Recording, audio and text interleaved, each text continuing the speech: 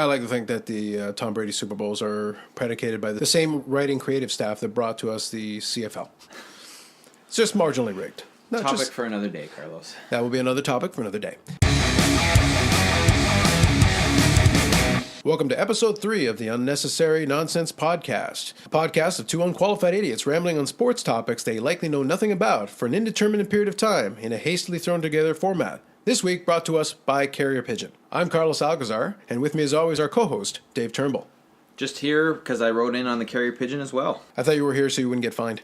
Well, that too. Yeah. So, we've got a couple of things to talk about. There's actually a lot going on. We do have week 1 of the AAF to talk about briefly. We're not going to spend a lot of time on it. And, of course, we will address, that relatively irrelevant football game. I think it really didn't affect legacies or anything. It's pretty much a non-issue. Lowest ratings in 10 years. Who really cares about that one? Lowest scoring game ever. Yeah. The most important thing is we were correct in our predictions. On almost all of them, to be perfectly honest with you. If you had listened to us, those of you that did catch that podcast, you're welcome.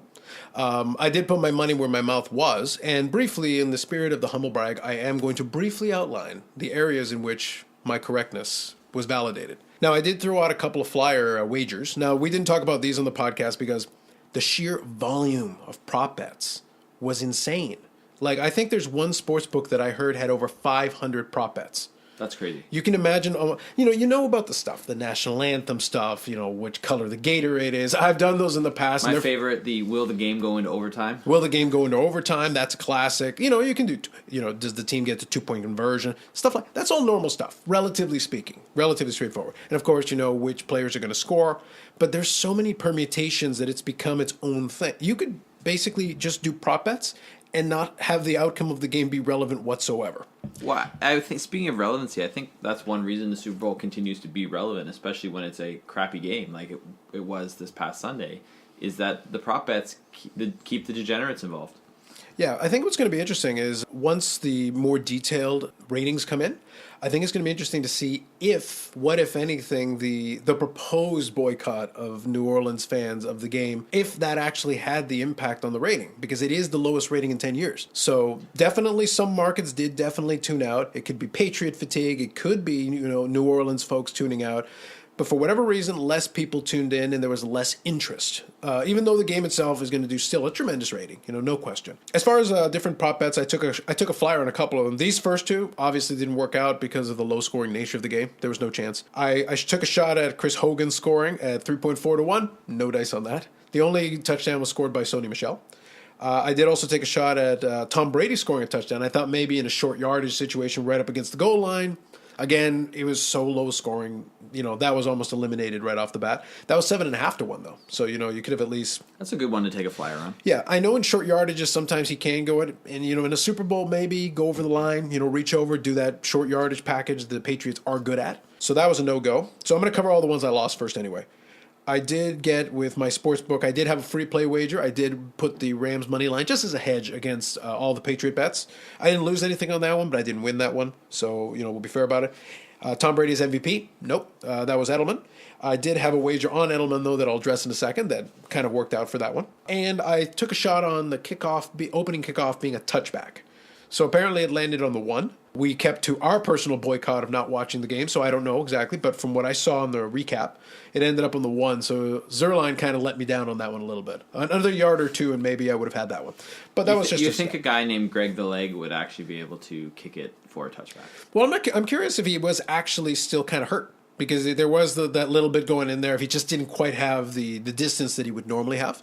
In the grand scheme of things, relatively irrelevant, but. A bunch of these did hit, kind of as we talked about. First of all, Pats win in under 58. I parlayed those two. No problem. Way under 58. And that was both something we were very high on, was the under and the Pats winning. Yeah, even if you weren't sure who was going to win, I felt like it was going to be a slugfest, and that's kind of what we talked about. And it turned out playing out like when it was, I think it was 3-3 at the half, wasn't it? Or 3-0 at the half, or yeah. Like at that point, I was keeping a track of it on my phone app, and when I saw that, I was like, well, that under's looking pretty good. Regardless of who wins, the under's looking good. I went on one of the props that I did touch on, not during the podcast, but one that I saw that kind of interested me was I thought the game being tied at any point after the initial 0-0 score. So basically, if a field goal and a field goal, which is what ended up happening. So that was a good one. So that was nearly 2-1, and I ended up hitting on that one. I broke up too many of these. I was trying to hedge a little bit because I just wasn't sure whether the game would be close or would be a blowout. I felt like it would be close, so I wanted to take something for that, but I also wanted to consider other possibilities. So I won with Pats at -2.5. I also won with Pats -6.5 for a smaller amount. Just took a stab at that. But the big one for me was Julian Edelman. I had over 82.5 yards receiving. Obviously, 141 yards, won the MVP. Well past. I think he had more than that at the half. I think I won that wager at the half. So at halftime, I had already kind of locked that one up. And at that point, it was very much, the game was still in doubt. But I really, when the Rams were held down for that long, I didn't think the inexperience of Goff and McVay, it's not like they would figure it out. Andy Reid figured out how to score in the second half of the AFC Championship game, yeah. But he's a lot more experienced. As much as we rag on him for having his issues in the playoffs, he knows how to coach offensive football. It felt like McVay never adjusted. He's played the Patriots multiple times before, too. Yeah, he wasn't going to lay down for them, but at the same time, he still doesn't quite know how to bring it over the hump. But at the same time, he knew how to make enough adjustments to make it close and make it interesting, because the Philadelphia Eagles team that he brought to the Super Bowl with McNabb and those guys, they had to come back in that game too to make it interesting later. And they were able to make it competitive. In the end, this was sort of competitive, but not really. The 10 points was generous. Both kickers missed a field goal. Really not a great Super Bowl to remember. You take it. It is what it is. It didn't really cement anything for Tom Brady for me, because obviously I am a noted Tom Brady skeptic. But at the same time, the 260 yard, you were marginally better than Jared Goff, who was well out of his element. So it wasn't a good look. But I don't think that game, regardless of how it would go down, would have changed anything for Tom Brady. I think the people who are Tom Brady people think he's the GOAT and nothing's going to change that, right? And the people who are skeptics like you, he could win another 10 Super Bowls, and you're still going to say, oh, he got lucky, or it was a team win, or what? Well, I mean, football is a team game. But I don't think it changes anything for his legacy, because I think his legacy is already cemented. I like to think that the Tom Brady Super Bowls are predicated by the same writing creative staff that brought to us the CFL. It's just marginally rigged. For another day, Carlos. That will be another topic for another day. So that kind of covers the Super Bowl. Really quickly, I'll touch on the Alliance of American Football. A couple of notable notes. They did finally release the app. And it sucks. It's a real letdown, all things considered. I was expecting a lot more.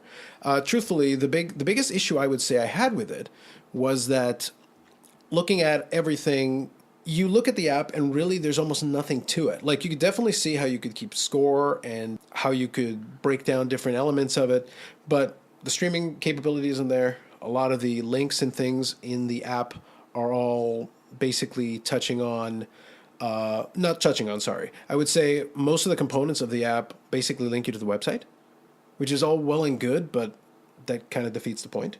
And then at the same time, there was almost no announcement as far as the rollout is concerned. I'm on the social media accounts for the AAF, and I found out that the app was there by looking at the Reddit group. That's basically how I figured it out. And if you're a company, that's not where you want people figuring out where your app is. Well, exactly. The reality is that it's not terrible. And it seems to be functioning pretty well. I didn't have any issue with crashes, but there wasn't. I would say that I spent a lot of time playing on it, but there wasn't a lot to play on it with. So what are you going to do with it? That's kind of the issue that I ran into, was I don't know what it is I'm supposed to do with the app in question. We're going to see. We're going to see how this turns out. But right now, not an auspicious start. Hopefully the games themselves will be a little bit better. That's kind of the big hope. Let's hope so, but we'll find out tonight. Yeah. In the spirit of that, though, I did place my opening AAF wager. I have Atlanta losing to I think it's Orlando team. Yep, Orlando Apollos. Yeah, the Orlando Apollos. The line was 5 points. I don't know how they came up with that line. So, and there was no money line one on that one. So there you go. There's your gambling element for the AAF. It's good though that at least they're on the sports books, because that's part of it. If you're going to be a sports league, you better be on there, because otherwise, if they're not acknowledging you, that's problematic. We're going to see. It's going to be on the main CBS network, so that's going to be kind of interesting. I will really briefly, just in case anyone is interested, and obviously your mileage may vary depending on what sites, or if you're in Vegas or whatever the case is. Regardless of where you are, I can give you the early numbers on the AAF so that you can start preparing yourself for who's going to win the AAF championship. You can start preparing your wagers for this one. So are you ready, Mr. Trimble? Do you know? I am ready. I have no idea. I'm going to guess. I'm just going to go out there and say Memphis is the favorite. No. And the thing is, I genuinely don't know what it is they did in order to come up with these. So I will give you. So your favorite for the AAF right now is my adopted team, the Arizona Hotshots, at 3.5 to 1. Coincidence? Just saying. But I genuinely don't know how they came up with these numbers. Where's my adopted team, the Orlando Apollos? You're kind of in the middle. So right now, the Salt Lake Stallions are there in second at 5 to 1. The San Antonio Commanders 6 to 1. The Orlando Apollos also 6 to 1, and the Atlanta Legends is 6 to 1. So all three of those teams are right around the same. So you've got those, and then at the bottom there, you've got the San Diego Fleet at 11 to 1, Memphis Express at 11 to 1, and the Birmingham Iron at 11 to 1. Again, with almost no information, with a lot of roster movement, with little things, there isn't a lot to kind of tell you what it is that they're deducing. So we're going to have to kind of see how that turns out. But it is kind of interesting, to look at it from the very beginning there. So as far as that piece is concerned, we'll reserve judgment. Obviously tonight will be a big night because opening night is a big deal. We did draw the comparison to the XFL. One other update I'll give related to something we did talk about last week was I mentioned to you that I tried to order some AAF swag through the website. Canada still doesn't exist according to the AAF. Still can't order it. I have no shipping options. Gonna have to get an American PO box and travel to Buffalo more often. Obviously, or I can get Oaks to do it because he says he's thinking about getting a box. Perfect. So I may have a hookup. Helps when you have a family member or a friend who lives in St. Catharines and is close to the border. Yeah. So in contrast to that, though, I decided as a matter of making a point, I decided that I would do a little experiment. And I went in contrast to, we know the AAF obviously is starting tonight, but we know that next year, Vince McMahon is bringing out his little addition in the way of his relaunch XFL. But I want to make something abundantly clear here. Vince knows how to make money, but he also has never turned down a dollar in his life as a promoter. I've tried now for consecutive weeks to try to order something from the AAF, and I'm being blocked at every turn. I'm just going to show something to Dave on the screen. All I have to say is, right there, I had absolutely zero problem ordering. I have an XFL Dallas mug coming in, as well as an XFL hat. I'm not doing the XFL red, even though I like red traditionally, because we're not making red great again. It's too mega-ish. And this is also a year before the league's even going to start. A year before the league has started, they've already got their... The thing, though, is I wasn't too surprised because the WWE already has all the infrastructure. They know how to run shops. They know how to run all that. That's a good point. The fact that you've got Alpha Entertainment as a kind of a self-running entity, it doesn't... It's similar to... My expectation would be when the XFL comes out, and obviously we'll talk about it more when we're closer to it. We're still way far away from it. Vince McMahon, if he knows nothing else... He knows how to get the word out there. Like, I already know Bob Stoops is going to be coaching the Dallas team. I know that because it's on the XFL website. They did a press release. They explained this to everybody. They made this abundantly clear. It's not hidden. I promise you, if they have an app, the app will work right off the block because if they know nothing else, they know how to take care of those little details. Oh, the shop is ready. The marketing is going to be top notch. Yeah, the shop is obviously ready to go today. It's been ready to go for a couple of weeks. I was able to order it. There was almost no friction. I could have done Google Pay. I could have done Apple Pay. I could have done PayPal, which is what I did. No problem. No issue. Couldn't have been simpler.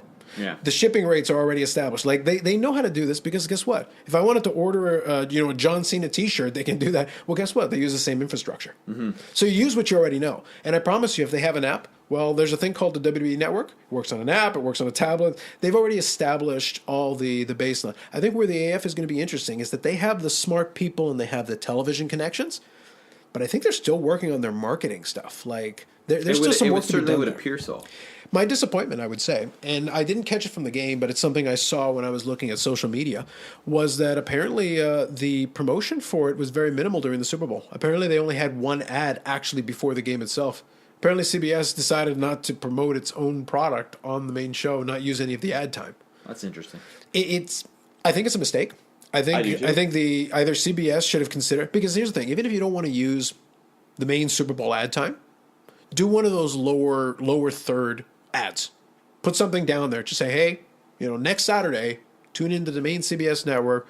We're going to have this game on. Yeah, even if you did it like once in the first half, once in the second half. But the thing is, you can do it while the game's still playing. While Tom Brady or Jared Goff are running out to the field and the commentators are still talking. You don't have to say anything. Compared to the way the game went, you could have just put on ads for a while for the AAF, and it probably would have been more entertaining than the actual game. You could have done it during the entire Rams offensive drives. before they punt. Not like you missed anything. Yeah. So we're going to see what happens. It's going to be an interesting exercise. I'm still fascinated by it because going into next year, we want a spring football league to succeed. In a perfect world, we would love both of them to succeed in some way. That would be great. Competition's good. But regardless, I want a spring football alternative. That would be excellent. Obviously, you're a big CFL guy, and I've tolerated the CFL for years. But that starts basically, I think, right around July. June, July-ish? Yeah. Give or take? Like, usually around Canada Day now is when they have the first regular season game. Yeah, so that's great. But that gives us a nice little gap. So when the Super Bowl ends, we could have, a league run a couple of months there. And then by the time we're in April, we've got baseball to keep us distracted for a little while. And then by the middle of summer, we can still have CFL if you're so inclined. So you can have football, not all year round, because I think all year round would be too much. But I think it's nice having an off season that's more in line with a lot of the other leagues. Because that would be kind of a nice way, especially if you're a big football fan. So that's good. So I think that covers the main football talk for now. We'll reserve judgment until we've had a chance. We want to see what the presentation looks like. It's going to be on CBS. So my expectation is it's going to be fairly equivalent to what you would expect on an NFL telecast, especially out of the blocks. They may throw in their own quirks and things, but I don't think that's going to be right out of the block in week one. I'd expect something very similar in presentation to what you would expect from CBS. And the NFL Network games will probably resemble what they do, at least at first. And then I think maybe they'll integrate some more stuff as the opportunity presents itself. Well, I think they're going to have a good TV product. The question is, can they get all the other aspects together? And I think as long as the TV product is good and entertaining, I think they can get away with some of these sins early. But I think they do really need to consider taking feedback on some of this stuff. Guys, at this stage, coming right up on the beginning of the game, there's no reason I shouldn't have been able to buy my Arizona Hotshot swag. I should already have it in hand. I should be wearing it and being able to play with my app coming right into week one. So we'll see how that goes going forward. Now let's talk about some other brief news and notes. We already had a nice little chat here on this part. But as far as other news and notes are concerned, we did have a couple of elements. So do you want to kind of set up the bobblehead story of the week? So based on our bobblehead last week, when looking around at things this week, I found another bobblehead that was going to happen, this time for the New York Mets. So if you're in New York City on Saturday, April 27th, you can get the Noah Syndergaard Game of Thrones bobblehead. And the reason I felt this was kind of noteworthy is basically went more to my point that I made last week, is that I feel like bobbleheads they're just not bobbleheads anymore. Like, I'm looking at this thing, and it's like, does the head move?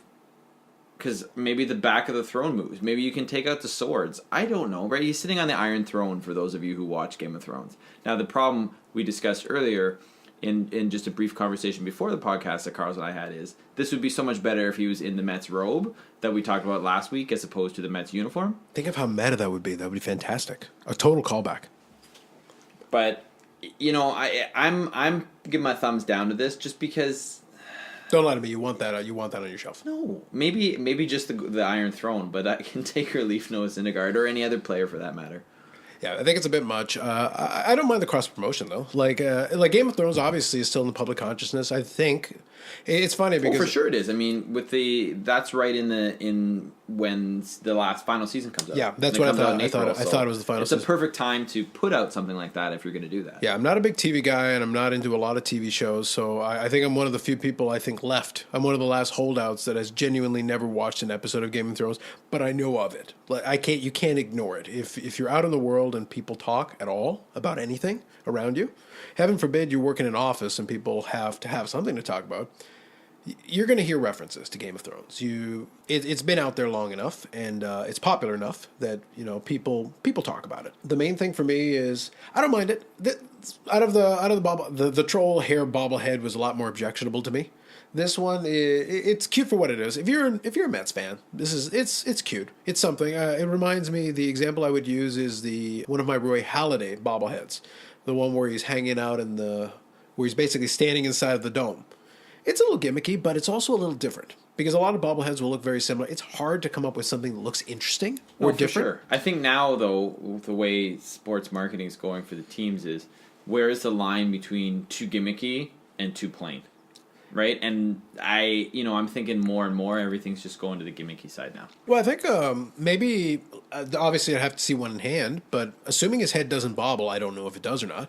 But assuming it doesn't, maybe this would have served well as a statue. You Well, could have done yeah. like a Game of Thrones statuette. It'd still be kind of cute. It's something. It's whatever. I'm not too bothered by it, but at the same time, I could see that it's getting to be a bit much. I'd be curious. Well, this one's 25,000, so at least there's a decent amount of them. So April 27th, if you're in New York, go nuts. You can get yourself a Syndergaard Game of Thrones bobblehead. The other news note that I want to talk about, so we won't have as many this week, obviously, since we had a little bit there on the football talk.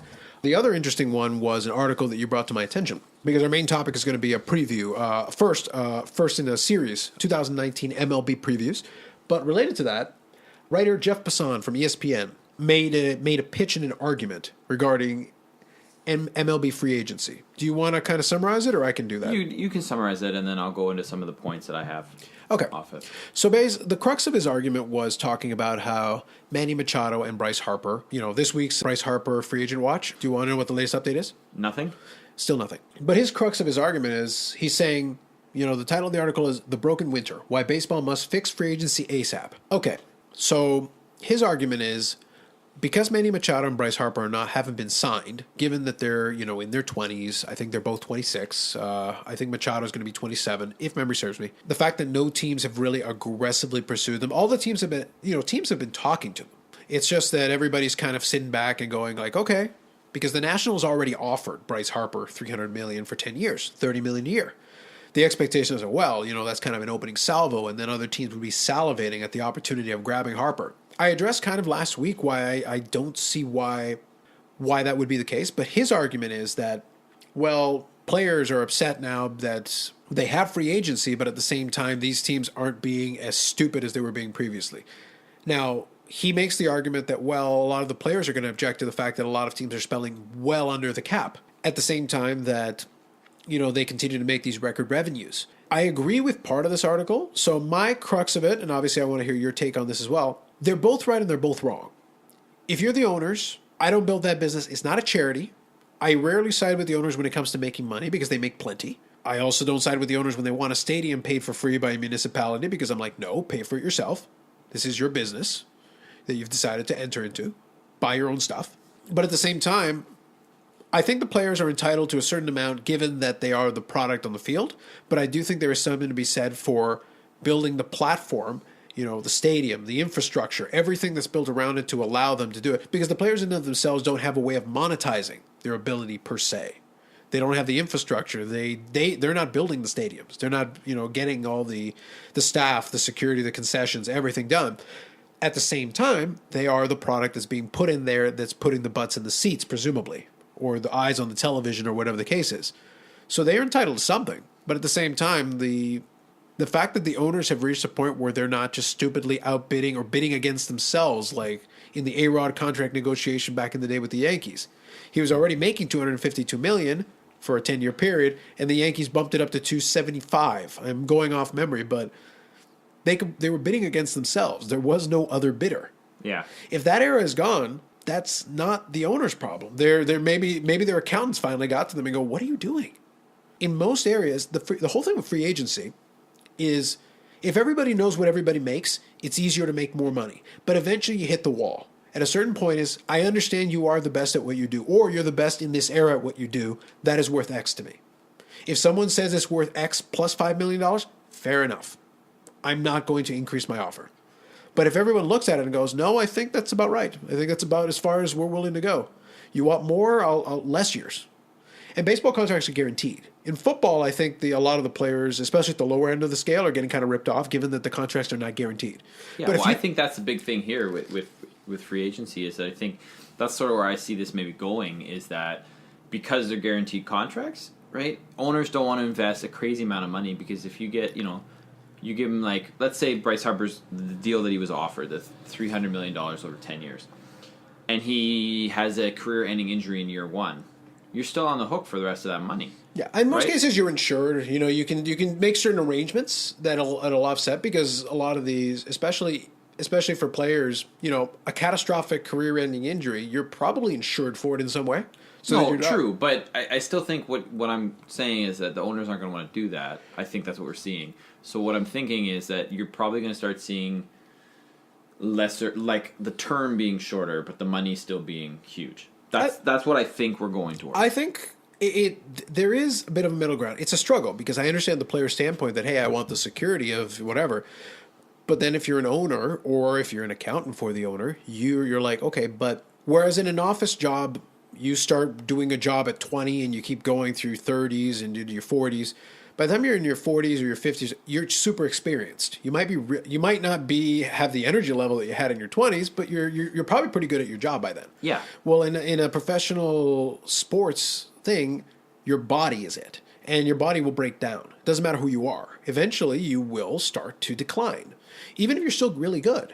Even if you're Julio Franco and you're borderline immortal, you will still decline eventually. Or you have to adjust what you do in a way to help you lengthen your career. Yeah, like for example, like if you're a starter and then you go into relief pitching. Yeah, you could do some element of it that'll extend your career and give you more options that still makes you valuable. Position players that go to DH. Correct. So there are options for that. But you're also not going to be as valuable as a designated hitter who can still get it done, you're not as valuable as when you were an outfielder that had a Gold Glove caliber arm.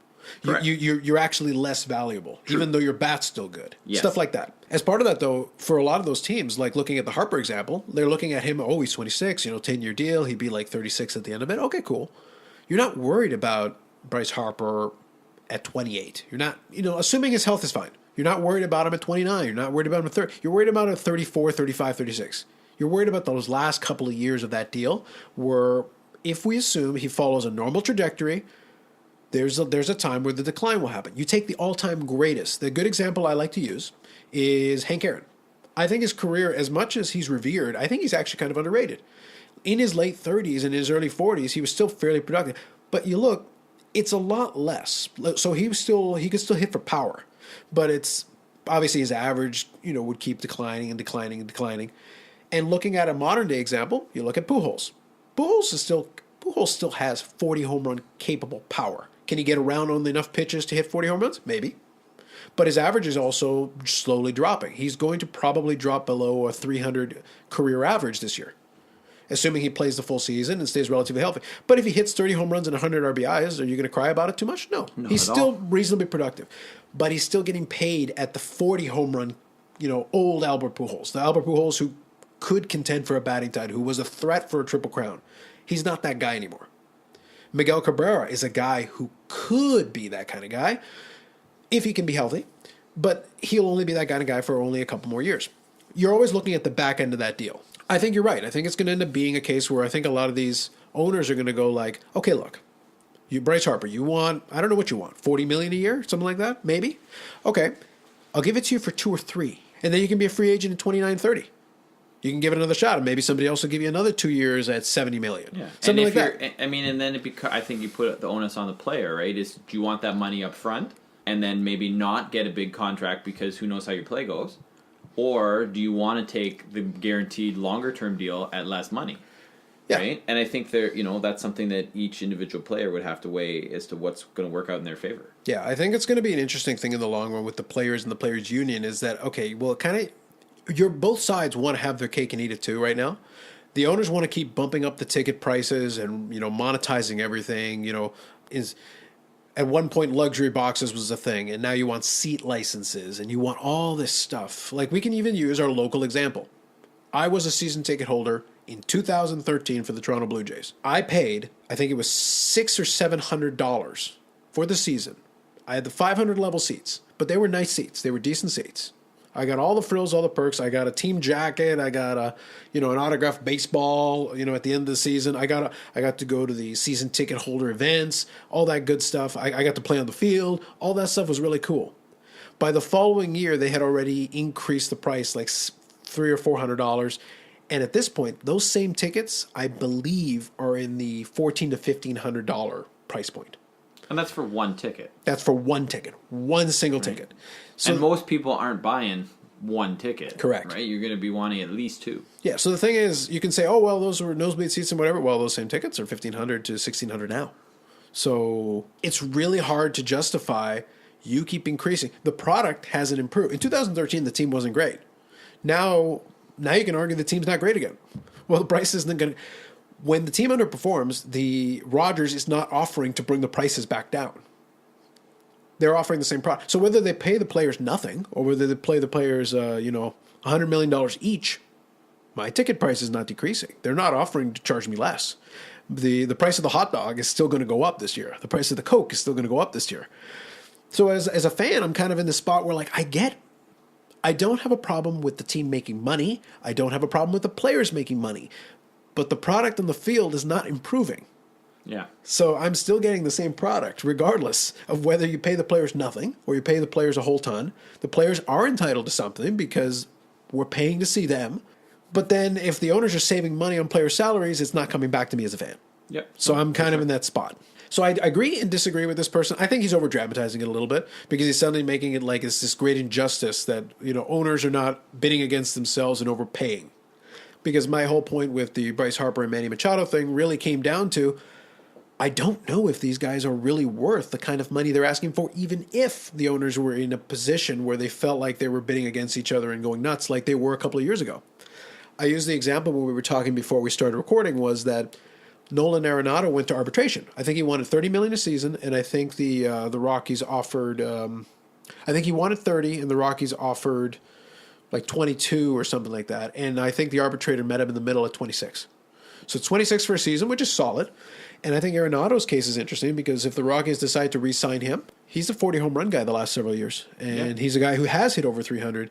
He's hit over 300 more than Bryce Harper. He's hit 40 home runs more than Bryce Harper. He has been a 100 RBI guy. Now you say, oh, he's in Coors. And we'll get to that during our preview because we are going to talk about Colorado in this particular one. But is Nolan Arenado to the Colorado Rockies, given that you do know that his production in Coors is tremendous, at least at home, and his splits on the road aren't as bad, depending on the year you look at. So given that you know that he is a guy who could be a perennial Triple Crown winner, he's a 6-time Gold Glover. He adds that other element to it as well. So the Coors isn't going to impact on his fielding. So he's got that other element. I'd argue Nolan Arenado to the Colorado Rockies is worth more than Bryce Harper. For sure. And we'll see what happens. Yeah. So we're gonna see how that plays out, but that's kind of where I'm at as far as, obviously, as we get into it, they are going to get signed by somebody, and they're going to make more money than most of us will ever make in our lives. It's just a matter of how much and for how long. Yeah. And are they willing to take a shorter period of time, to your earlier point? If you really want the per year to be that high, are you willing to do it for 3 years or 4 years, and then maybe give yourself a chance to pursue free agency again in your late 20s and your early 30s? Yeah. We'll see how that plays out. Right. And now, on to our predictions. Well, part predictions, part preview. All right. So we're talking MLB for the next several weeks. We decided to start with my favorite division in Major League Baseball, the NL West. We're going to alternate between the National League and the American League, and we're going to start off over in the West, move to the Central. So rather than try to cram 30 teams into one podcast, which would take about 6 hours, or even doing an entire league, which would still take hours, we decided to break it division by division, and we're going to slowly move until we finish close to home in the American League East. Will be our final one over the next couple of weeks. So beginning with the NL West, it is your favorite division. You want to start this one off? Yeah, I've got some thoughts on here, and I think one of the things we should do, or at least I'm going to do, is I'm going to give you my prediction for how the division is going to shape out, first place to bottom, and then we'll go team by team. For me, I see this working as the Dodgers, the Rockies, the Diamondbacks, the Giants, and the Padres. So that's the order that I have. One more time: Dodgers, Rockies, Diamondbacks, Giants, Padres. I think it's an interesting division. I'll start with the Dodgers because those of you who know me know that the Dodgers are my favorite team. Thank you, Vin Scully, for that. And I look at this, Dodgers have made the World Series the last 2 years. They've lost the World Series both of those years. So they're now in the same club as the Texas Rangers on back-to-back World Series losers. Can I add a quick point about that? Of course. Okay. So I'm glad you brought that up because I had that in my notes. But specifically, I wanted to go a little bit further back. Since 2013, specifically, the Los Angeles Dodgers have lost the NLCS. They've lost the NLDS twice. They've lost in the NLCS again. And they lost in the World Series twice. That's in order since 2013. Consistent playoff appearances. They've gotten to various levels. It's an interesting thing where they've had quite a run. And it really is a matter of, is the window closing? And obviously when we get to the individual team. So when you're doing your main one, then do we want to then break into individual teams? Yeah. Okay. So start off, please continue. So, well, I mean, if you want to give your prediction for how he's going to shake out, and then let's start talking about, we'll just go start with the Dodgers Okay, after that. prediction-wise, I'm not far off from where you are. Really, a lot of it is interchangeable. The first two are really going to be Dodgers and Colorado. I still have that because right now not enough has changed between those teams. Colorado still has Arenado. The Dodgers are probably still the best team in that division. After that, it kind of gets murky. Right now, we've still got San Diego probably should be last. But you can make an argument for me that San Francisco and San Diego, San Francisco's problem is they kind of aged out and they are full of injuries. And Madison Bumgarner might be traded this year because he is in his walk year. So a lot of it will depend on that.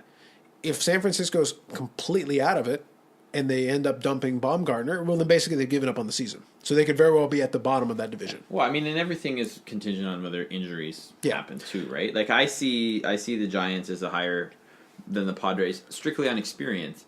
But if those experienced players get injured, which is more likely the older you get, then, I could see the Padres jumping them. Yeah, I'm going to put, for the moment, what I'm going to do is I'm going to say Dodgers first, then Colorado, then I'm going to put Arizona almost by default, rather than anything specific. I am going to put San Diego to improve a couple of games, and I'm actually going to put San Francisco last, only because if they start incurring injuries again, Evan Longoria breaks down again, because he's already started breaking down. If he continues to break down, if Buster Posey, doesn't recover from his surgery well, if they continue to have those issues, and if they give up and have to basically trade away Baumgartner, before the end of the season, that team could very well then be positioning themselves for a last place finish in the division. So that's kind of where I would put those teams, 1 through 5. Okay. Yeah. So then let's go to the Dodgers and do. So here's some things that I see interesting with the Dodgers. So first of all, their GM has left, right? Which I think is interesting because he left to another team in the division. So Farhan Zaidi's gone from the Dodgers to the Giants. I don't see that making a huge difference in the short term. In the long term, we'll see. They made a couple of moves. The biggest one is, they had Manny Machado that they traded for. He's obviously a free agent, as we've discussed previously. But they have Corey Seager coming back from injury at shortstop, which I like Corey Seager as a player. I like him as a shortstop. Question is, how well has he recovered from his injury? We'll see. My favorite player, Yasiel Puig, was traded to the Cincinnati Reds. And they have got, as a replacement, A.J. Pollock from the Diamondbacks. And I like that. I think, I like A.J. Pollock. I don't like the fact that they got rid of Puig, because I like Puig. He's exciting to watch. I'll still follow him with Cincinnati. But I think for the Dodgers, I think Puig brought the excitement. Puig brought the potential for, a really electric play. And the strikeout. Well, but that's the thing, right? I trust A.J. Pollock more to be reliable when you need him down the stretch than I do Puig. Yeah. No, that's fair. I think what's interesting for me, so there are a couple of notes that I had about Los Angeles. Really, the big question marks that I have is, number one, how is Kershaw's aging going? Because the thing is, Kershaw's not old. Kershaw is going to be 31 this year. So really, in pitching years, 31 is not really... No. It's not really. But it feels like he's declining quickly because the last 3 seasons he's averaged 162 innings per year. That's not great. Well, he's probably at least had one injury or been missing games. That's the thing as well, right? Right up until if I go back about 3 years ago, Kershaw was effectively the best pitcher in baseball, comfortably. He had just come off multiple Cy Young awards, and he was in contention for Cy Young. He was basically torching everybody. I think I'd have to see the stats in front of me, but I think coming off, around 2014, 2013, maybe 2015, probably 2013 or 14. He had 300 strikeout year. He was dominant in every way, shape, and form. Low ERA. He was doing all that. But now he's averaging 25 starts and 162 innings. That's not great. His velocity has been steadily dropping off. That's not the end of the world, because I think his velocity was, he was averaging 90.9 miles per hour on his fastball, which isn't amazing, but here's the truth.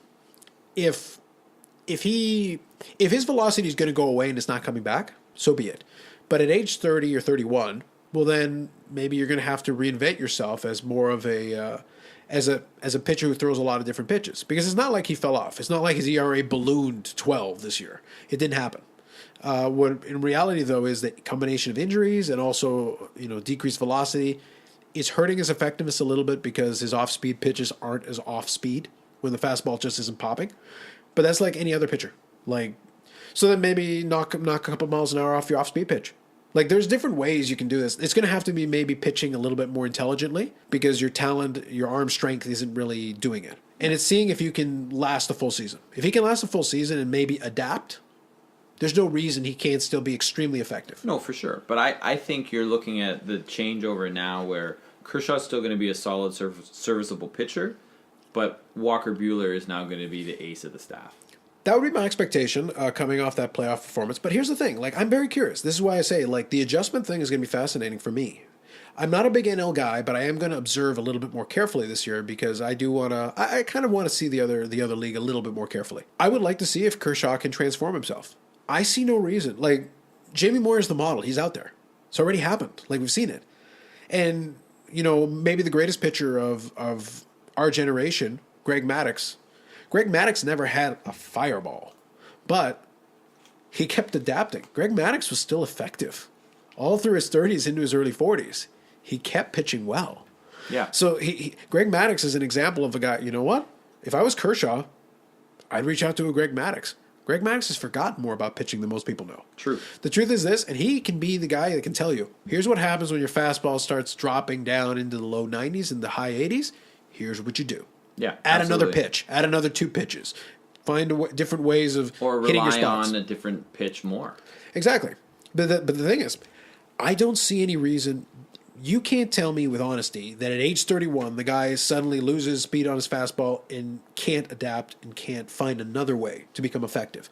And if he finds another way to become effective, guess what? Jamie Moyer in his late 30s was a 20-game winner. No, sure. It's still possible. And if he can do that too, then I think that bodes well for the Dodgers even more so. And it also gives them an offset because if you have fireballers and then you've got the increasingly crafty veteran who's throwing in that off-speed stuff, you can mess people up in a series. No, for sure. That's good. The thing with the Dodgers overall, though, is I feel like even the last few years, they always feel like one piece short of a complete package. Yeah.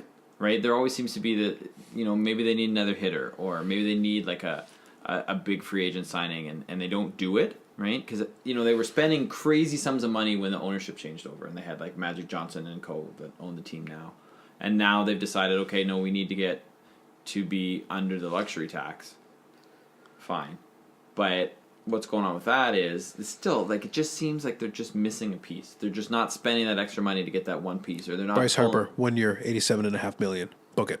Oh, we'll see. I doubt that. But then now, who's going to play right? Yeah. Who's going to play right field and whatever? But that's my take on the Dodgers. I think one other element I'll add in there. So as far as the pitching is concerned, this thing, let's address the hitting for a second. One thing that I saw when I looked and kind of broke down those numbers, I'm genuinely curious how the Dodgers are going to make up for the fact. One thing that concerns me about them, and something I don't like. I'm a kind of an old school baseball fan in the sense that I love home runs and I love RBIs and I love the old 30 home run 100 RBI guy is my jam. That's the bread and butter guy. You love having. That's why I love Joe Carter. Joe Carter was a favorite of mine specifically because he's that dude. Right.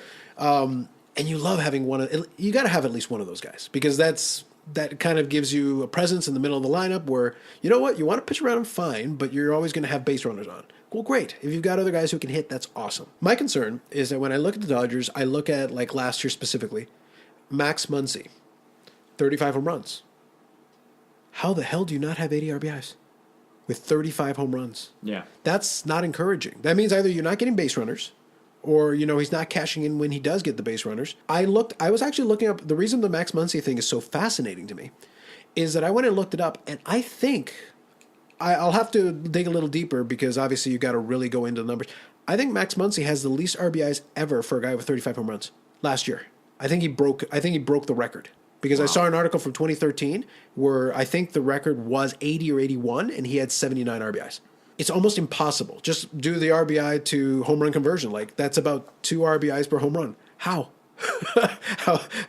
Like it seems almost impossible because you're hitting a lot of solo home runs. And that's not great. You're not generating a ton of offense that way.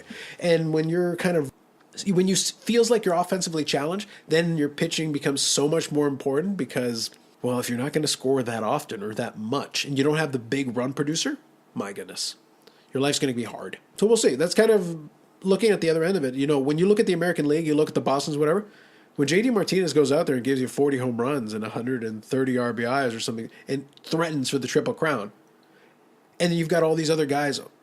If you have a team full of like these 20 home run guys, it doesn't seem very exciting, but guess what? That adds up. No, for sure. It doesn't matter. Like, you don't need the big 50 home run guy if you've got this guy can hit 15 to 20, this guy can hit 15 to 20. You got a lineup full of them? That's dangerous. Yeah, and that's why it continues to be close but no cigar for the Dodgers. Yeah. It's just you run out of power right at the wrong time because you don't need to just be a home run hitting team, but you got to generate runs somehow. Yeah. Somewhere. So that's kind of the Dodgers there. You mind if I pick the next team here a little bit? Sure, go ahead. Okay, so because I knew we'd have a fair bit to say about the Dodgers. Let's just go through a couple of these other teams. Obviously, we'll talk about Colorado last, just because I think they're probably the number 2 team in that division. Let's briefly go through some of these other teams. Arizona Diamondbacks. So kind of a sympathetic team for me. Not one of my favorites, but at the same time, I do love me some Arizona. This is true. Obviously. Do you also love trading away your best players? Or letting them leave? Well, when you can. You simply must. Oh, we forgot about it in the news and notes. We'll bring it up at the end. We'll talk about your Pelicans. We'll bring it up. Remind me. Okay. So the Diamondbacks were basically 500 last year, 82 and 80, nothing crazy. They did trade away Goldschmidt to St. Louis. Great for St. Louis, having another bat in the lineup. They lost AJ Pollock, obviously, to the Dodgers. They do still have Zach Greinke, who's been solid. I believe he's had 45 wins in the last 3 years. So it's like Zach Greinke's still good, really good, like strong. He is still the ace of the staff, and then you've got your other Zach. For some reason, I keep forgetting the last name. What was it? Gosley? I think it's Godley. Godley. Yes, so Zach Godley. So you've got the 2 Zachs combined for 30 wins last year. The problem is you've got your 2 starters combining for 30 wins, and then it's a major drop-off. It's not a lot. It's concerning. But I will give you a couple of interesting statistics that came in there. We went old school as well. I will mention that I brought in the old 2019 season preview magazine. This harkens back to my favorite times as a baseball fan. I only wish that Baseball Weekly was still here. Apparently, they converted it over years ago to the USA Today Sports Weekly. I didn't realize that. I actually thought just Baseball Weekly went away, and I was sad. And then I found out they had moved it over and became Sports Weekly. It isn't the same. Baseball Weekly was awesome, especially in the late 90s. It was my thing. So the Arizona starters average 9.31 Ks per 9 innings, which is actually quite good. That's quite impressive. The problem is, so you've gotten rid of your best hitter, your perennial all-star, because I think Goldschmidt was the only guy who has been in the last 6 all-star games for the NL. Yeah, no, he's been great. He's been consistent. Absolutely. It's what I said earlier. Like, think of your Dodgers if they had a Goldschmidt. Like, just imagine. Goldschmidt is not like, oh my God. You don't think of Paul Goldschmidt as like, oh my God, this guy who's. You're not talking about him in the Bryce Harper, Arenado categories. But with Paul Goldschmidt, he is that dude that I'm talking about. The 30 home run, 100 RBI guy who can be an all-star any given year and who provides that offense. Yeah. In the middle of a lineup where you just need something, it gives the other team something to think about, and it's kind of useful in that situation. There isn't a lot more to say about Arizona. Unfortunately, their fortunes are really going to be contingent upon what they want to do going forward. I think they're one of those teams that are kind of waiting for things to come down the pipeline because there's nothing immediately in the horizon. It is kind of interesting, but they're just there. Yeah. They're just kind of hanging in there. I think we'll talk briefly the other 2 kind of teams that are there. You want to do San Diego or San Francisco first? Let's go San Francisco. Because San Francisco is an interesting team. You think, hey, it's an odd year. But as you pointed out earlier in our discussion prior to the podcast, that it seems like they're one of those teams that may have, sold their soul for a few championships and now have nothing. I would still take it. 3 championships in 6 years, I'll take it. No, fair enough. That's a fair deal. Right? And you still have, who on paper, you still have a lot of good players, right? You still have Bumgarner, who's fantastic. You still have Jeff Samardzija, who's pretty solid. You got Evan Longoria. You got Buster Posey. You've got Brandon Crawford. You got Brandon Belt. You have solid people. But the issue with them is, for the most part, they're all aging. Right? Bumgarner, you already alluded to, is the subject of several trade rumors.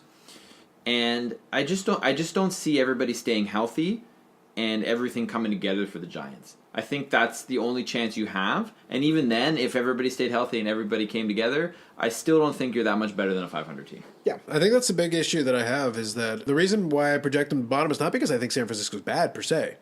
They're pieces on paper. If you're thinking about it from like a fantasy standpoint, if you give me a full season of health, they should put up reasonable numbers. But they're not composed the way they were when they were competing for championships, when they were fairly complete. They had all these components, and it was very impressive. Now they've got components, but they're kind of in isolation. They exist inside of their own world. It's hard to say if there's anything that the Giants can do in the immediate timeline to try to do anything. It feels like a rebuilding year. The injuries, and very likely if they fall completely out of the race, then they'll probably move Baumgartner at the trade deadline, at which point they've basically given up on the season, and they may as well try to be a team seeking a high draft pick. That kind of puts them in the slot. And that's sort of what I foresee happening, is what you just described there. Yeah. Right? A team that it's just not happening, and then they just start selling people. They just trade all the best guys and go straight to the rebuild, like what they probably should do anyway. Yep. So the good news is that probably not a lot of good baseball in San Francisco, but they have a beautiful ballpark and lovely weather. So enjoy. And probably if you're in the Bay Area, the Warriors probably win. There you So go. you got something. Now on to San Diego, and San Diego to me is a team that, if you look at their roster up and down, I mean, they have some players, but generally my one thought is who, right? So do they have some, yeah, they have Eric Hosmer, yes, they have Ian Kinsler, Will Myers. So these are some names that are out there that people have probably heard of, but the rotation doesn't do anything for me, and I think they're one of those teams that, they should maybe have a half-decent season, but I don't expect them to do anything crazy, right? I expect them to be, shooting for 500, and if they can get there, then that's an excellent season for them. That is fair. The only reason why I gave them a step above San Francisco is that given they are already kind of crummy, I'm assuming that there'll be a little bit of a bounce back from Hosmer and those guys. But the reality is, and the reason, and I turned the page on there, find me a 20 home run guy from last year. All those are the offensive guys at the bottom. Look at the home run total and look down that line. Who led the team in home runs last year? It's Eric Hosmer. Yep. How many home runs did he hit? 18. That's not good. That's what you would call the technical term is horrific, terrible. That's not going to win you a lot of games. Again, I'm not stating that home runs are the be all and end all. It's I'll get hit by all the sabermetrics folks. WAR. It's like stop. You still have to score runs somewhere. Home runs is one aspect of it, but RBI totals aren't that great. The team batting average isn't great. And again, if you want to go to advanced metrics, fine. You want to talk to me about Moneyball? Awesome. I like Moneyball. I like Billy Beane, and I like what they did there. But the problem is they never actually won a championship with that. They stayed competitive, but I can tell you right now that Billy Beane would love to have had a little bit of extra payroll flexibility, just a little bit, because he could have still done all the things he did and just had that one additional piece that probably would have put him over the top and actually gotten him that championship. If he had been able to win one with the Moneyball thing, I think it would have been a game changer for MLB, but it never happened. And I don't know if it's going to. We'll talk about that team more when we get to that division, but it's just something to bear in mind that it's like, I think you can genuinely build a team without a quote-unquote superstar and be effective if, as a unit, they operate. I think that's basically what happened with the Kansas City Royals. Like, they built a team where, if you go back and think of that team, there were great players on there, but they played as a team so well. They were just great, and it worked. But the thing is, that's more an anomaly. You do need some dominant performances from some people. And we'll see how that goes with that. That leaves us with our last team here. We're going to talk about Colorado.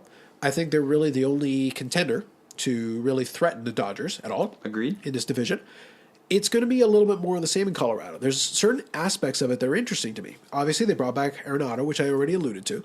Offensively, they're going to have to be a little bit better. They did improve. They've still got Trevor Story. They've got Arenado. Charlie Blackmon is great. And they did bring in Daniel Murphy, who should be able to actually assist with them a little bit and give them a little bit of offense, because as a team, offensively, they were very un-Colorado Rocky-ish or un-Colorado Rocky-esque. Not amazing. They were, I actually jotted it down here. They had 256 as a team. And this is actually the first year. Here's a little piece of trivia for you. In the history of the Colorado Rockies, this is the first year they did not have a 300 hitter. Wow. That is surprising. Arenado hit 297. That was the closest anybody came.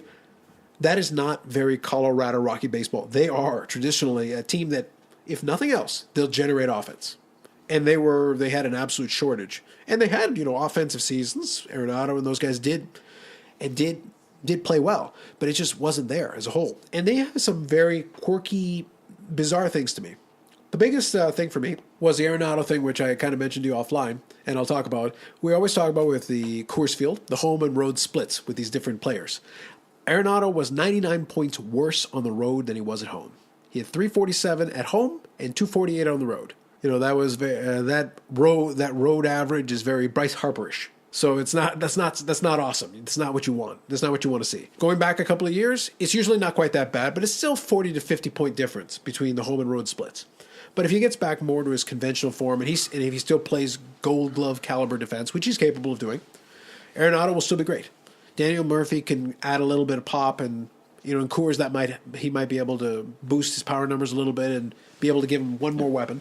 And their trajectory as a team has been up. Like if you look at their last 5-year win trend, going back to 2014, right? You have 66 wins, then 68, then 75, then 87. Last year was 91 and was good enough for a wild card, right? I would expect them to be around the same number this year. Obviously, the question mark for them, much the same way that I did with the Dodgers, is that when a player has either an off year, like a Kershaw, or a great year, like Kyle Freeland in Colorado, the question becomes either A, can you repeat it, or B, can you improve on it? Kyle Freeland was 17-7 in Colorado. So effectively, he was the ace of the staff. So the question is, can you repeat that kind of performance? It's tricky. No reason to believe he can't, but at the same time, there's no track record to suggest it's still the question mark, right? Yeah, it's still a question mark. So that's a big thing. And then the other big issue for me is I question right now where Colorado's devoting its payroll.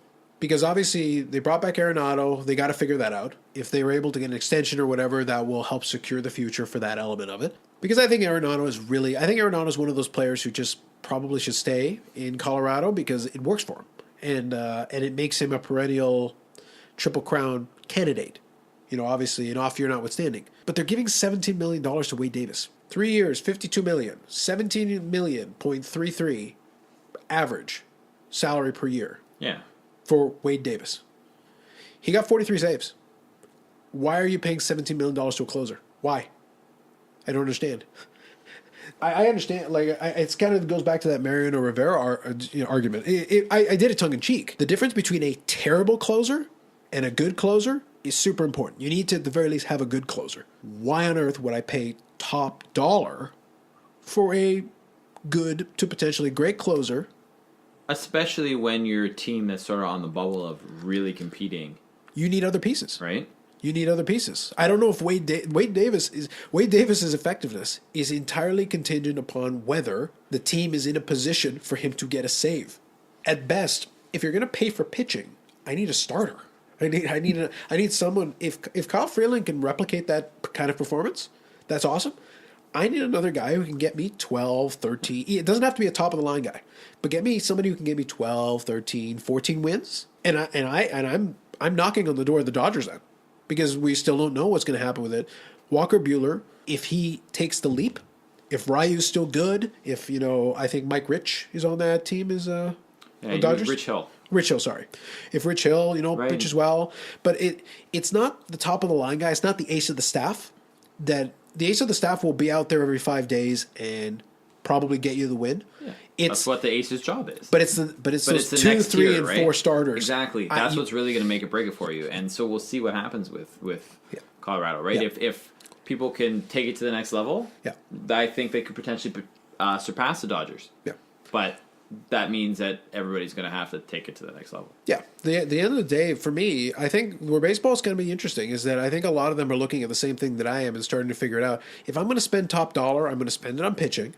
But if I'm going to spend top dollar on pitching, I'm also not necessarily worrying just about the ace. Having a great number 2, having solid number 3 and number 4. If I get 10 plus wins from the 3, 4, and 5, I'm probably a championship at least contender. For sure. At least I'm in there, because it's those bottom end of that rotation. When you're relying on the Josh Towerses of the world, it's not going to be good, and you know that. So going back to the Jays from years ago, the longer I saw Josh Towers, you just had to throw a Josh Towers reference in there, eh? I can throw. Listen, we can bring up Luke Prokopek. Would you like to talk about Mike Sorotka? No. I've got a list. Let's just move on. I've got a list. All right. So that kind of does it for our National League West rundown. That was good. And so next week is the AL West. That's where we're going. We're going to the American League West. Make sure you tune in for that. Yes. We're going to talk about the American League West. We're going to break it up division by division. That way we have at least enough time to talk about each team and give them a little bit of justice. We can at least talk through that. It's a little bit easier. So I think that's it for the majority of it. Main news and notes. Here's your final thought. Okay? The final thing we need to address, both who lost the NBA trade, doesn't matter who won the NBA trade line. Who lost?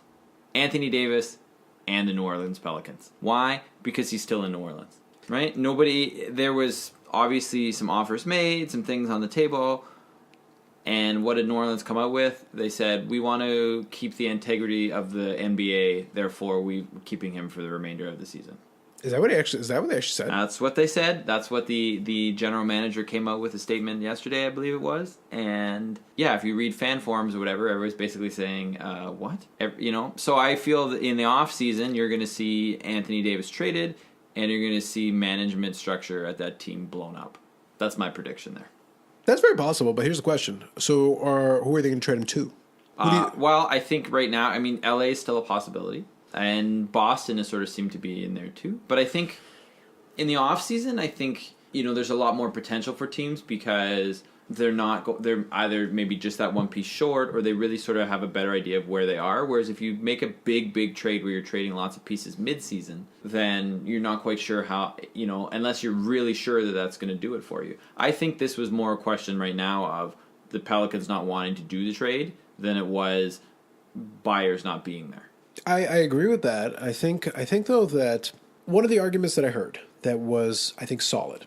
When you really think about it, minus LeBron, they were trading basically last year's Los Angeles Lakers. That's what basically was being offered, plus some draft picks. Last year's Los Angeles Lakers wasn't that good. Now, they've got good pieces in there, but the truth is, for me, I would trade Lonzo Ball for some deflated basketballs. So, just to get rid of LeVar. Fair enough. He's a nuisance. It's just that I don't know. The Lakers are interesting to me. They're fascinating in the sense that Magic Johnson, I think, has so much pride, and he has still a lot of stature in the game. But it's like, for God's sake, why are you playing second banana to... I don't care about the parents of the players having a conversation. I don't care who it is. I'm not just picking on Lonzo Ball for the sake of picking on Lonzo Ball. Pick any player you want in any sport you want. I don't care what your parents think. I don't care what your mom thinks. I don't care what your dad thinks. Good for them.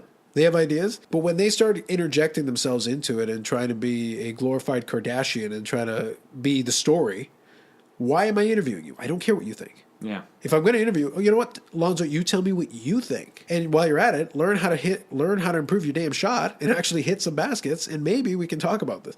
Because otherwise you're irrelevant. The whole thing is weird. As far as the Pelicans are concerned, it's going to be interesting because I don't know. Long-term wise, I don't see what the appeal would be for another player to go to New Orleans. Or if you get drafted by New Orleans, wouldn't you be in the same boat? Be like, yeah, okay, I'll play this out. And look what happened with Chris Paul, right? They got him in the draft. He was great for them, and then when he had the chance to go, he left. Then they stink for a bit. They get another good draft pick. This time it's Anthony Davis. He takes them pretty far. They had a great playoffs last year, and then freaking tank, right? So now he's going to be out of town, and they're going to have another crappy few years, and then if you're lucky, because you never know with the draft, it's always a crapshoot. You have a pretty good idea, but it's never for certain. And then there you go. Sounds fair.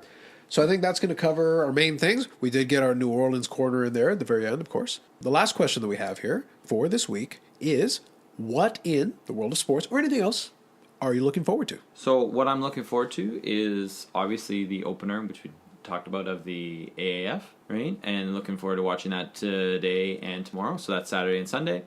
And I'm also looking forward to tonight. The Leafs are playing the Habs, and if the Habs win, they will actually have more points than the Leafs, which I think is an interesting storyline that's not being talked about too much out there. I was under the impression that the Montreal no longer had a team. Nope, they still have a team. Do they still have a team? We just don't talk about them very much. Oh, I see. Anyway, but that's what I'm looking forward to. I hope the Maroons win as well. So if you can Google that if you don't know the reference. So for me, it's going to be combination. So the AAF is going to be the interesting thing tonight, the opener. That's going to be cool.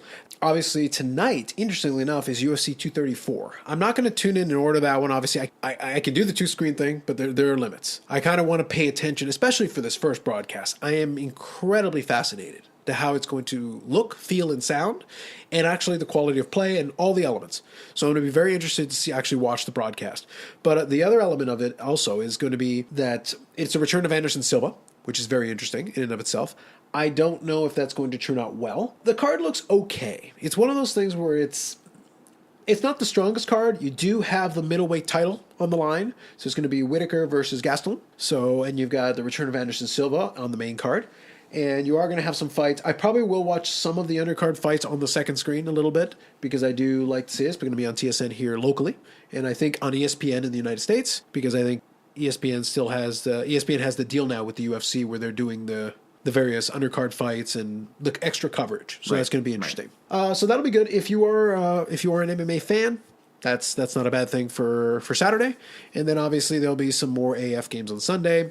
We are still kind of moving through. Other than that, though, I think it's going to be an interesting weekend. And then we'll follow up with more MLB 2019 previews next week. That is it for the Unnecessary Nonsense podcast. Thanks for listening. Take care.